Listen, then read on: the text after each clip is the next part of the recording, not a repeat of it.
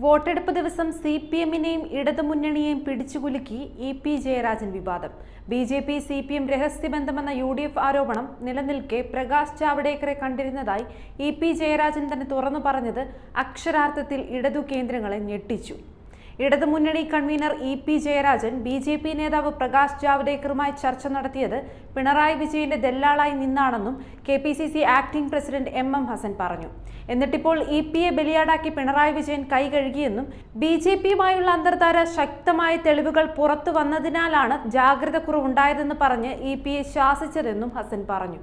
LDF കൺവീനറുമായി രാഷ്ട്രീയമല്ലാതെ Javadekar നാട്ടുകാര്യമല്ലല്ലോ സംസാരിച്ചത്. പാപിയോട് ചേർന്നാൽ ശിവനും പാപിയാകുമെന്ന് ശപിക്കുന്ന മുഖ്യമന്ത്രി തന്നെയാണ് EP ജയരാജനെ പാപിയാക്കിയത്. ഇതിൽ നിന്ന് പിണറായി വിജയന് രക്ഷപ്പെടാൻ കഴിയില്ലെന്നും അദ്ദേഹം പറഞ്ഞു. തെരഞ്ഞെടുപ്പ് സർക്കാരിന്റെ വിലയിരുത്തലാണോ എന്ന മാധ്യമപ്രവർത്തകരുടെ ചോദ്യത്തിന് മുഖ്യമന്ത്രി ക്ഷോഭിക്കുകയാണ് ചെയ്തത്.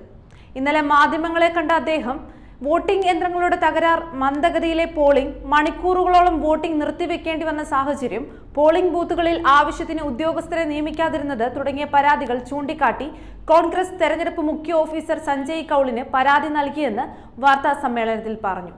ഉദ്യോഗസ്ഥരുടെ അപര്യാപ്തതയും വോട്ടിംഗ് മെഷീനിൽ വോട്ട് രേഖപ്പെടുത്തുന്നതിന് വേണ്ടി വന്ന സമയദൈർഘ്യവും കാരണം വോട്ടർമാർക്ക് ഏറെ നേരം കാത്തു നിൽക്കേണ്ടി വന്നുവെന്ന് വ്യാപകമായ പരാതിയുണ്ട്. 4 മണിക്കൂറോളം വോട്ട് ചെയ്യാനായി കാത്തു നിന്നവരുണ്ട്.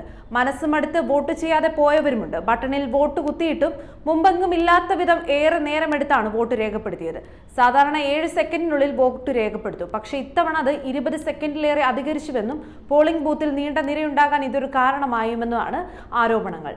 മൊത്തത്തിൽ വോട്ടിംഗ് മെഷീനുകൾ തകരാർ വന്നത് ബോധപൂർവമായ എന്തെങ്കിലും നടപടിയുടെ ഭാഗമാണോ എന്ന് സംശയമുണ്ട്. ഇതേക്കുറിച്ച് തെരഞ്ഞെടുപ്പ് കമ്മീഷൻ അന്വേഷിക്കണമെന്നും ഹസൻ ആവശ്യപ്പെട്ടു. സാധാരണഗതിയിൽ ആവശ്യത്തിന് ഉദ്യോഗസ്ഥരെ അനുവദിക്കുന്നതാണ്. ഇക്കുറി അപര്യാപ്തത ഉണ്ടെന്ന് പോളിംഗ് ബൂത്തുകളിലെ ഉദ്യോഗസ്ഥർ തന്നെ പരാതിപ്പെട്ടു. പത്തനംതിട്ടയിൽ മണിക്കൂറുകളോളം വോട്ടിംഗ് നിർത്തിവെച്ചിട്ടും അവിടെ വോട്ടിങ്ങിന് കൂടുതൽ സമയം അനുവദിച്ചില്ല. ഇത് സംബന്ധിച്ച് പരാതിപ്പെട്ടപ്പോൾ 6 മണി വരെ ക്യൂവിൽ നിന്നവർക്ക് വോട്ട് ചെയ്യാനുള്ള അവസരം നൽകുമെന്ന സാധാരണ മറുപടി മാത്രമാണ് ലഭിച്ചത്. കാസർഗോഡ്, കണ്ണൂർ മണ്ഡലങ്ങളിലെ പാർട്ടി ഗ്രാമങ്ങളിൽ കള്ളവോട്ടും ബൂത്തുപിടുത്തവും ഉണ്ടായി. വടകരയിൽ ഓപ്പൺ വോട്ടിലെ ക്രമക്കേടിന് കൂട്ടുനിന്ന 2 ഉദ്യോഗസ്ഥരെ സസ്പെൻഡ് ചെയ്യുന്ന സാഹചര്യവും ഉണ്ടായി. ഇവർക്ക് സസ്പെൻഷൻ മാത്രം പോരാ, കർശനമായ ശിക്ഷണ നടപടി നൽകണമെന്ന് MM ഹസൻ ആവശ്യപ്പെട്ടു. ഒരു മണ്ഡലത്തിലും UDF-ന് പരാജയ ഭീതിയില്ലെന്നും ഫലം വരുമ്പോൾ കേന്ദ്ര സംസ്ഥാന സർക്കാരുകൾക്കെതിരെയുള്ള ജനങ്ങളുടെ മറുപടിയായി അത് മാറുമെന്നും ഹസൻ വ്യക്തമാക്കി.